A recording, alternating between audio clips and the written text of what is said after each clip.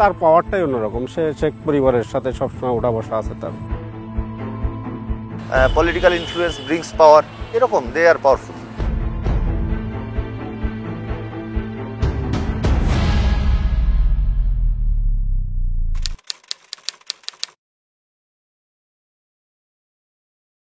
এই আছি ভাই, আমার তো জীবন শেষ। এটা থাকা আর না থাকা কি বলবো আর। এসআই মুস্তাফিজের জন্য আমার তো ফ্যামিলি ধ্বংস। আমার ওয়াইফের সঙ্গে তার অনৈতিক সম্পর্ক করছে, ভিডিও আছে, ছবি আছে আমার বেডরুমে, যে এমনকি আমার বেডরুম পর্যন্ত চলে গেছে সে।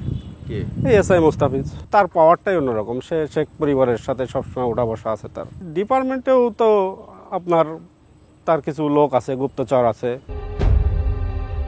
নজরুল ইসলাম কয়েক মাস হলো যোগ দিয়েছেন বাগেরহাট নৌ পুলিশে।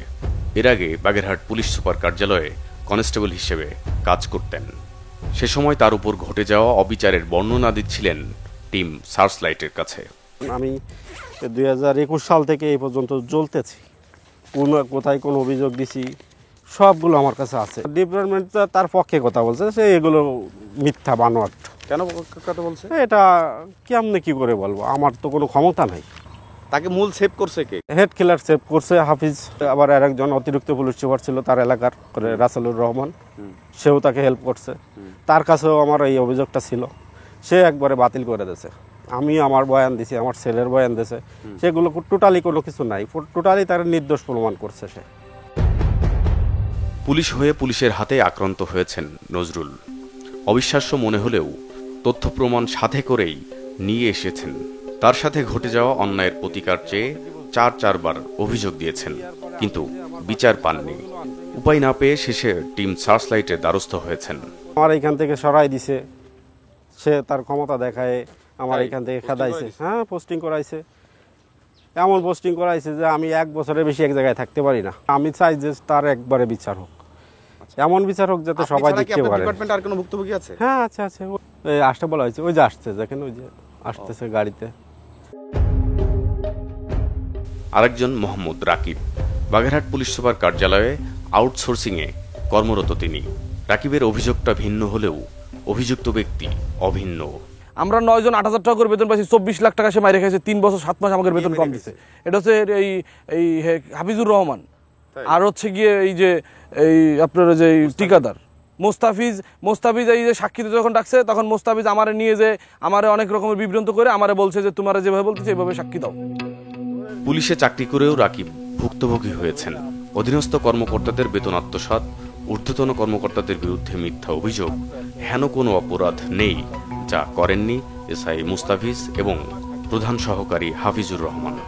কথার বিরুদ্ধে যারা গিয়েছেন তারাই হয়রানির শিকার হয়েছেন। 8,000 টাকা বেতন পাও এটা বলার দরকার নাই, বলবা তুমি হচ্ছে যে 16,000 টাকা বেতন পাও। তারপরে আমারে বলছে তুমি রূপসাঘাটে যাওয়ার সময় আমার সাথে দেখা করবা, তোমার জন্য এটা ব্যবস্থা করছি, আর যেভাবে বলছো ওইভাবে সাক্ষী দিবা, আর ওর কথা বলবা, ও মানে আলফাটু আসাদের কথা বলবা, মানে তারা ফাঁসাবা। শুধু রাকিবের মুখের কথাই বিশ্বাস করতে চাই না আমরা। ব্যাপারটা আজ করতেই নিজের ফোন বের করে আমাদের রেকর্ডিং শোনালেন। আসসালামু আলাইকুম। রাকিব না? জি স্যার। ই করো, তুমি ওই সাথে আসলে ওই রূপসাঘাট পার হয়ে তুমি আমার রিং দেবা। রিং দিলে ওইখানে তোমার সাথে কথা বলে আমি নদী পারে যান সই করাইনি মানে এই কাগজটায়। এলো 1 2 নম্বর ওখানে থেকে তোমার একটা আমি পরে বলেছি ও কিছু একটা ব্যবস্থা আছে। হ্যাঁ জি স্যার। আলো পরে আপাতত ওটা আমি বলছি ওরে একটু আগে ই করো। সমস্যা নাই স্যার, সাক্ষী তো প্রথম যেভাবে দিছিলাম একটু মিথ্যা কথা বললেই হচ্ছে, এখনো বাকিটা কিন্তু আপনি সামলাবেন বলে দিলাম। একই কথা কবা, সংক্ষেপে বলেন। সেখানে বলতেছে যে টাকা আত্মসাৎ করছে হচ্ছে ঠিকাদার, আর হচ্ছে এডিশনাল ডিআইজি বর্তমানে অতিরিক্ত যে পঙ্কজ স্যার আছে তিনি, তাদের অপরাধ দিছে এই রেকর্ডে। কিন্তু মূলত টাকা আত্মসাৎ করছে হাফিজুর রহমান, হেড কিলার। এ হচ্ছে আর নাইলে বোঝেন না, সিভিল স্টাফ কোটি কোটি টাকার মালিক, কয়েকশো কোটি টাকার মালিক, হিসাব নাই, মার্বেল টাইলস দিয়ে বাড়ি করা। অভিযোগ ভয়াবহ। যাদের বিরুদ্ধে অভিযোগ সেই হেড ক্লার্ক হাফিজুর রহমান এবং এসআই মুস্তাফিজ, তাদের সাথেও আমরা একটু কথা বলতে চাই, জানতে চাই এই যে ভুক্তভোগীরা তাদের সহকর্মীরা যেসব অভিযোগ দিয়ে গেলেন তার সত্যতা কতটুকু, এবং তাদের পক্ষ থেকে তাদের সেলফ ডিফেন্স তারা কি নিতে পারে, সেটাই এখন দেখার বিষয়। অভিযুক্ত এসআই মুস্তাফিজ ও বাগেরহাট পুলিশ সুপার কার্যালয়ের প্রধান সহকারী হাফিজুরের মুখোমুখি হওয়ার আগে অন্য ভুক্তভোগীর কথাও শুনতে চায়। সম্পদ ব্রিংস পাওয়ার, পলিটিক্যাল ইনফ্লুয়েন্স ব্রিংস পাওয়ার, এরকম দে আর পাওয়ারফুল। টিম সার্চলাইটের সামনে খোদ পুলিশ সুপার পদমর্যাদার একজন কর্মকর্তা, নাম আসাদুজ্জামান, বাগেরহাটের অতিরিক্ত পুলিশ সুপার হিসেবে চাকরি করার সময় সহকর্মীদের হাতে আক্রান্ত হয়েছেন এমন অভিযোগ এই পুলিশ কর্মকর্তার। 23 সালের শুরুর দিকে ওখানে একজন সাব ইন্সপেক্টর ছিল, দীর্ঘদিন ধরে কর্মরত ছিল, 16-17 বছর। তো তার প্রথম স্ত্রীর করা একটা অভিযোগের ইনকোয়ারি করি আমি। ইনকোয়ারিতে তার নাম হচ্ছে সাব ইন্সপেক্টর মুস্তাফিজের ইনকোয়ারিতে মুস্তাফিজ এগেনস্টে যে চার্জগুলো ছিল, যে অভিযোগগুলো ছিল, সেটা প্রমাণিত হয়। তো এরপর থেকেই বৈরী পরিবেশের সূত্রপাত। মুস্তাফিজ এবং ওইখানে আরও আপনার আমাদের পুলিশ অফিসে, বাগেরহাট পুলিশ অফিসে কর্মরত হেড অ্যাসিস্ট্যান্ট হাফিজ, সেও দীর্ঘদিন কর্মরত ওইখানে। তো এরা এই পরস্পর যোগ সাজসী সিন্ডিকেশনের মাধ্যমেই মূলত ওইখানকার কর্মকাণ্ড চালাতো। দাবি, ন্যায় বিচার করতে গিয়েই মুস্তাফিজ হাফিজদের রোশনালে পড়েছেন এসপি আসাদুজ্জামান, যে কারণে বাগেরহাটে বৈষম্য বিরোধী আন্দোলনের একটি মামলায় তাকে জড়ানো হয়, যেখানে তার নাম, পরিচয়, এমনকি বিপি নাম্বারও উল্লেখ করা হয়। এই মামলাটা নিয়ে, মামলার বিষয়বস্তু নিয়ে স্থানীয় পর্যায়ে যথেষ্ট বিতর্কের সৃষ্টি হয়েছে। এর উদ্দেশ্য, মামলার উদ্দেশ্য নিয়েও অনেক বিতর্ক আছে, এটা আপনারা খোঁজ নিলে জানতে পারবেন। তো মূলত এটা কারা করাইছে? আপনার পুলিশের ভিতর থেকে বিপি নাম্বারের বিষয় ছিল?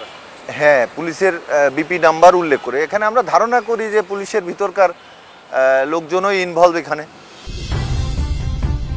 বাগেরহাট পুলিশের এসব কর্মকর্তা কর্মচারীদের কাছ থেকে পাওয়া অভিযোগ এবং তথ্য উপাত্ত এবার যাচাই করার পালা। ফিরছি একটা বিরতির পর।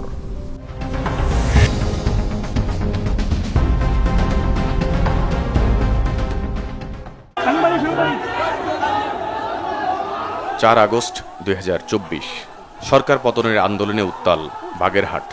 সেদিন নতুন কোর্ট এলাকায় ছাত্র জনতার মিছিলে হামলার ঘটনায় অনেকেই হতাহত হন। চলতি বছরের 7 এপ্রিল বাগেরহাট দ্রুত বিচার ট্রাইব্যুনালে ওই ঘটনায় একটি মামলা করা হয়। তবে শুরু থেকেই মামলাটি বিতর্কের জন্ম দিয়েছে। সেই স্পটটা কোনটা? স্পট তো এইটাই। এই স্পটেই? হ্যাঁ, এই স্পটেই আক্রমণ হয়েছিল। সামিউল শেখ 4 আগস্টের সেদিনের হামলার ঘটনায় আহত শিক্ষার্থী। আলোচিত সেই মামলার বিষয়ে জানতে চাইলাম তার কাছে, যে মামলায় সাক্ষীও বানানো হয়েছে তাকে। মামলার এই বিষয়ে আমি আসামি সম্পর্কে অবগত নাই। আচ্ছা, আপনাকে কি ওই বিষয়ে অবগত করেছিল কেউ? না, অবগত এই বিষয়ে আমাকে করা হয়নি। যারা মারছিল তাদের একজনেরও নাম নাই। আমাকে মারছিল বাগেরহাট পৌর শাখার 3 নং ওয়ার্ডের ছাত্রলীগের সভাপতি রাকেশ বিশ্বাস এবং তুহিন, দারবাড়ি উপজেলার সামনে অনি, এরা আমাকে মারছিল, কিন্তু এদের একজনেরও নাম নেই। তো এখানে পুলিশকে আসামি করে মামলা দেওয়া হয়েছে, এটা তো সম্পূর্ণ বানোয়াট। এবং আমার কাছে সব ভিডিও ফুটেজ এবং ক্যামেরার ছবিও রয়েছে। হ্যাঁ, পুলিশ আমাকে সাহায্য করছে এই বিষয়ে। মামলার বিতর্কের জন্ম এখান থেকেই। 7 জন সাক্ষীর 4 জনই জানেন না তাদের সাক্ষী বানানো হয়েছে, চেনেন না আসামিদের কেউ। আমাদের সামনে মামলার 6 নম্বর সাক্ষী জিহাদ মীর ও 7 নম্বর সাক্ষী সাব্বির শিকদার। দুজনের বাড়ি বাগেরহাট সদর উপজেলায়। আপনারা জানেন না সাক্ষীতে কেমন রাখেন? হ্যাঁ, সেটাই হয়েছে। আমরাও জানতাম না এটা যে মামলা হয়েছে, আর আমাদের সাক্ষীতে রাখা হয়েছে। লোকমুখে জানার পরে আমরা মামলার কাগজটা বের করে দেখতে পারি যে 4 আর 24 তারিখে একটা মামলা হয়েছে, কিন্তু যে সেই মামলাটা সম্পর্কে আমরা অবগত নাই। পরে আমাদের 6 নম্বরে সাক্ষী হিসেবে দেওয়া হয়েছে। এই যে আমারও 7 নম্বরের সাক্ষী হিসেবে দেওয়া হয়েছে, কিন্তু এই মামলা সম্পর্কে এই মামলা সম্পর্কে কোনো কিছুই জানি না। মানে কেন মামলা হয়েছে, কি ঘটনা, কি কারা আসামি, এইসব সম্পর্কে কোনো কিছু জানি না। কিন্তু হঠাৎ করে একদিন শুনতেছি যে আমি নাকি কোন মামলার সাক্ষী। পরে খোঁজাখুঁজি করে এই পেপারটা বের করে দেখলাম যে 7 নম্বরে সাক্ষী দেওয়া হয়েছে। বৈষম্য বিরোধী আন্দোলন ঘিরে ওই মামলাটির একমাত্র বাদী মিরাজ শেখ। এতে বিভিন্ন শ্রেণী পেশার 67 জনের নাম পরিচয় সহ অজ্ঞাত প্রায় 150 ব্যক্তিকে আসামি করা হয়েছে। পরিবারের তো আমাদের উপর চাপ আসতেছে, এই যে শুধু কোনো কিছু না জানি এই মামলার ভিতর কেন আমরা যুক্ত, কিভাবে যুক্ত করা হলো আর কি, সেই বিষয়ে তারা খুবই আপসেট। ততদূর ধারণা এটা মানে এটা আসলে একটা কুচক্রী মহল আসলে কিছু স্বার্থ হাসিল করার জন্য এরকমের একটা সিস্টেম করছে। মামলার 5 নম্বর সাক্ষী রিয়াদ হাজির। 4 আগস্টের ওই দিন মিরাজ শেখকে কোথাও দেখা যায়নি। মামলায় তাকে সাক্ষী বানানোর বিষয়েও বাদী কোনো আলোচনাই করেননি। আবার আমাকে সাক্ষী দিলে তারপর আমি 2-3 দিন পরে আমি তারপরে দেখতে পারলে পরে তো আমি বললাম মানে ওদেরকে আমি জানালাম যে এরকমের যে আমার নামটা তোমরা মানে এরকম দিলে আমার কাছে তো একবার জিজ্ঞেস করা উচিত ছিল। পরে ও বলতেছে কি সমস্যা নেই, তোমার নাম আমি মানে কেটে দিবানি। এবার আমরা কথা বলতে চাই মামলার একমাত্র বাদী মিরাজ শেখের সাথে। মিরাজ বাগেরহাট বৈষম্য বিরোধী ছাত্র আন্দোলন নেতা, বাড়ি সদর উপজেলার গোটাপাড়া ইউনিয়নের গোলাপকাঠি গ্রামে। আপনি তো বাদী, একমাত্র বাদী। হ্যাঁ আমি একমাত্র। তো সব আসামিদেরকে আপনি চিনেন? হ্যাঁ আমি প্রায় ম্যাক্সিমাম সবাইকে চিনি, তবে 2-1 আছে যা আমি আর কি বিগত প্রিভিয়াস টাইমে একটা মামলা হয়েছিল তো এটা দেখে আর কি দিছি, তবে এর ভিতর সবাই আওয়ামী লীগের দোষর। এই যে সাক্ষীরা জানে না এই বিষয়ে কি বলবেন? আপনি সাক্ষীর নাম দিয়েছেন এখানে, সাক্ষীরা হয়তো 2 জন জানে না। হয়তো মানে 2 জন, যে 26 শিকদার আর জিহাদ মির।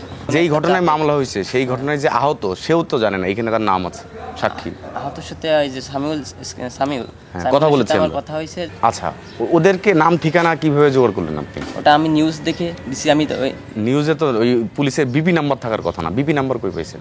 বিপি নাম্বার আমি একটা নিউজে কখনো বিপি নাম্বার থাকে না, এটা কিন্তু পুলিশ ডিপার্টমেন্ট ছাড়া এটা কি সম্ভব কিনা? হ্যাঁ আমি একজনের সহযোগিতা নিয়ে নিছি এটা আর কি। প্রশ্নের মুখে ঘাবড়ে গেলেও নিজেকে সংযত রাখার চেষ্টা করলেন মিরাজ শেখ। বলতে না চাইলেও মামলায় যে তৃতীয় পক্ষের সহযোগিতা পেয়েছেন বোঝা গেল তার অসংলগ্ন কথাবার্তায়। এটা কি আপনারা? হ্যাঁ। কয়দিন গেছি কাজ হয়নি, পরে পিএসের নাম কি? আসম ভাই।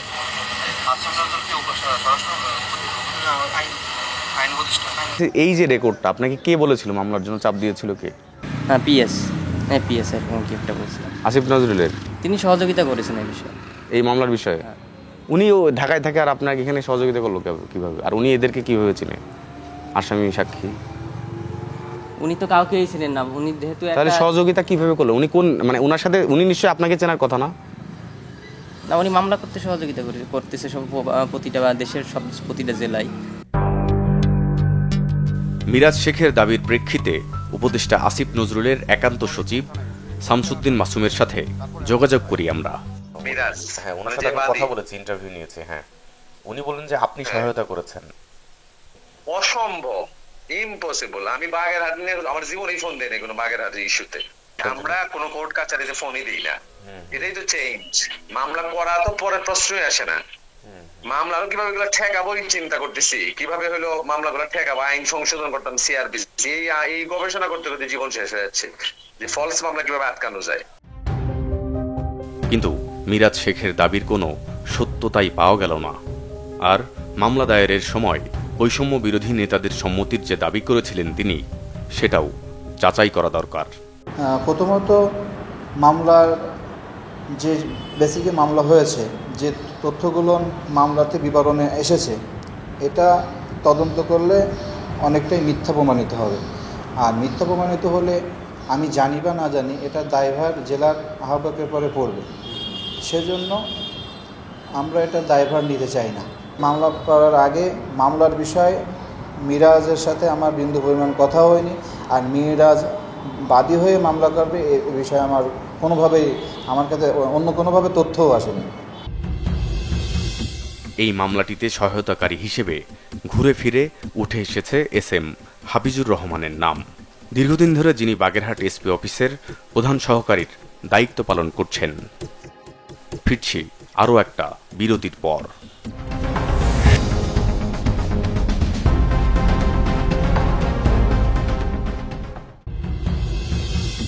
SM Hafizur Rahman Bagerhat police super কার্যালয়ের প্রধান সহকারী।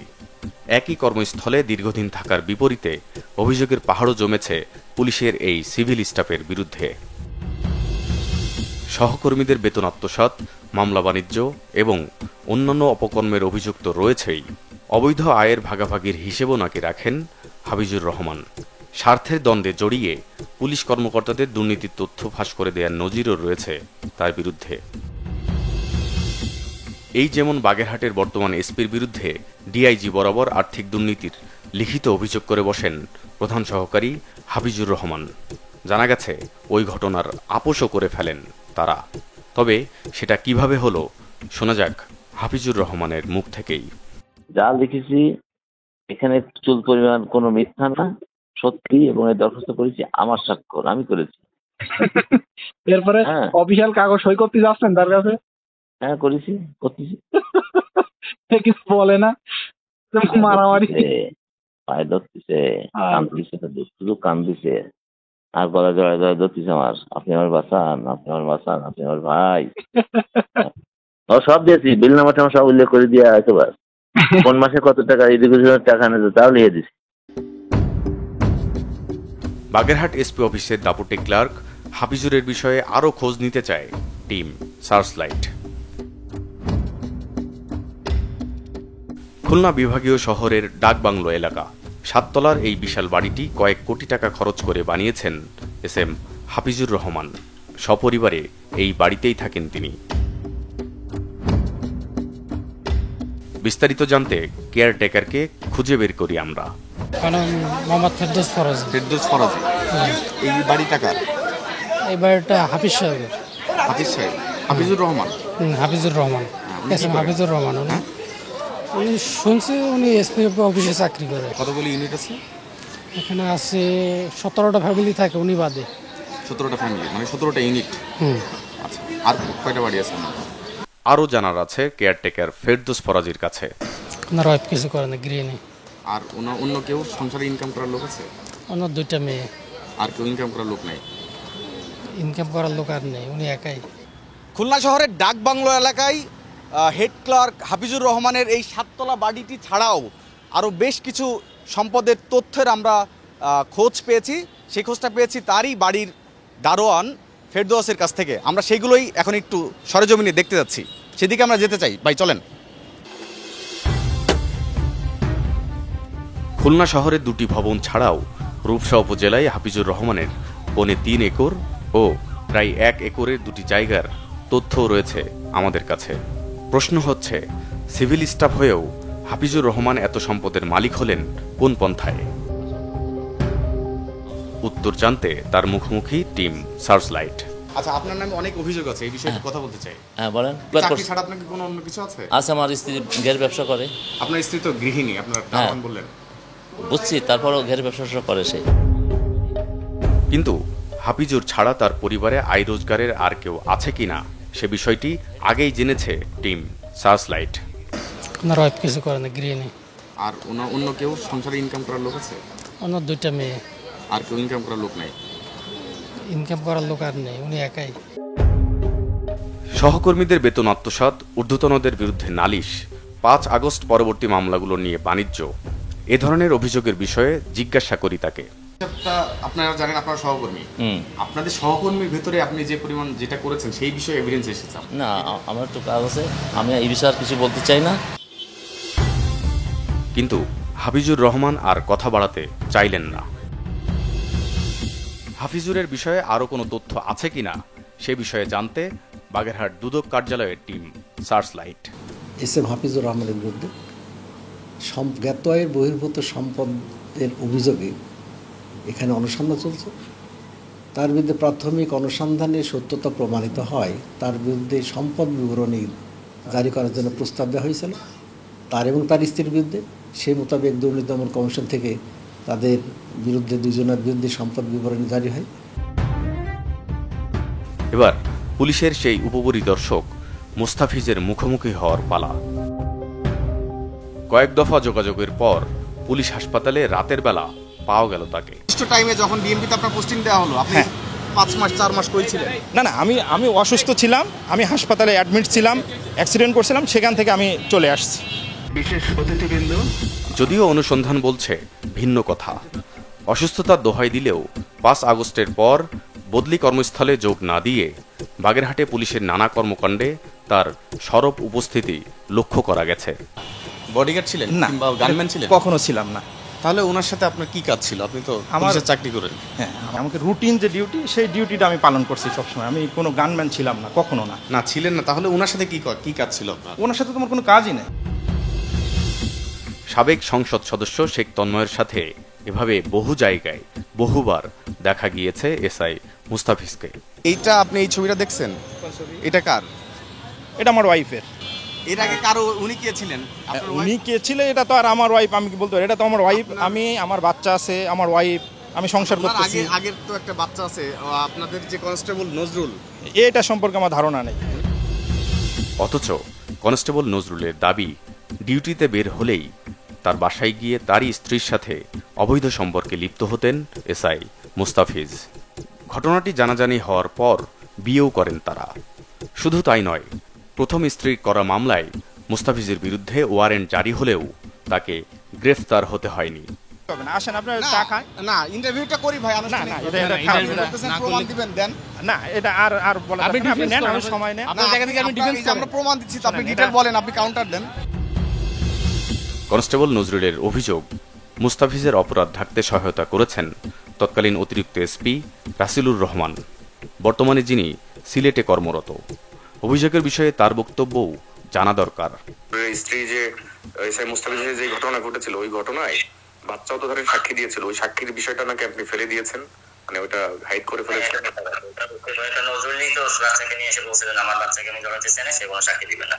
এটা বাগেরহাটের ওপেন সিক্রেট যে পুলিশের এখানে গ্রুপ তৈরি হয়ে গেছে। খোদ পুলিশ বাহিনীতেই বিতর্কিত এসব কর্মকাণ্ড এবং বাগেরহাটে বৈষম্য বিরোধী আন্দোলনের ঘটনায় আলোচিত সেই মামলার বিষয়ে কথা বলতে চাই পুলিশ সুপার তহিদুল আরিফের সাথে। যে মামলাতে দেখলাম বিপি নাম্বার সহ উল্লেখ আছে, ডিপার্টমেন্টাল। আমি এই ব্যাপারে আমি আসলে কিছুই জানি না যে তারা মামলা করবে, বৈষম্য বিরোধী মামলা করেছে তা আমার জানার কথা না, এবং আমার কাছে তদন্ত না, পিবির কাছে তদন্ত আছে। ওইটা বিপি নাম্বারটা এখন বিপি অন্যভাবে কালেক্ট করতে হবে, আমি জানি না কীভাবে কালেক্ট করেছে। বিপি নাম্বার তারা বলতে পারবে। সম্প্রতি এই পুলিশ কর্মকর্তার বিরুদ্ধেও দুর্নীতির অভিযোগ দেওয়া হয়েছে দুদকে। সে বিষয়েও জানতে চাই তার কাছে। এখন আমরা একজন কর্মরত এসপির বিরুদ্ধে আমরা এই অনুসন্ধানের জন্য আবেদন জানিয়েছি। এই বিষয়টা আমি তো এখন জানি না, আমি দেখি আগে। এটা তো সেলফ ডিফেন্সের কিছু না, এটা তো পুরোপুরি মিথ্যা কথা। যে হেড ক্লার্ক আপনার বিরুদ্ধে মানে দুর্নীতির বিষয়ে নানান এলিগেশন করেছেন নিজেই। আচ্ছা, আমি জানি না আসলে পরে নাকি এটা মীমাংসা হয়েছে, এরকম শুনেছি। না, এটাও জানেন না, ঠিক আছে ভাই। বাগেরহাট পুলিশ বিভাগের ভেতরে এ ধরনের অন্তর্দ্বন্দ্ব ও গ্রুপিংয়ের প্রবণতা স্পষ্ট। যদি পুলিশ বাহিনীর সদস্যরাই নিজেদের মধ্যেই সাপে নেউলের লড়াইয়ে ব্যস্ত থাকেন, তাহলে দেশের আইন শৃঙ্খলা রক্ষার প্রতি মনোযোগটা কোথায় থাকবে? প্রশ্ন উঠছে, পুলিশ সংস্কারের কাজই বা এগিয়েছে কতদূর? আইন শৃঙ্খলা রক্ষাকারী বাহিনী যদি আইন ও শৃঙ্খলার প্রতি শ্রদ্ধাশীল না হন, তাহলে দেশের সার্বিক পরিস্থিতি কোন দিকে গড়াবে তা আর বলার অপেক্ষা রাখে না।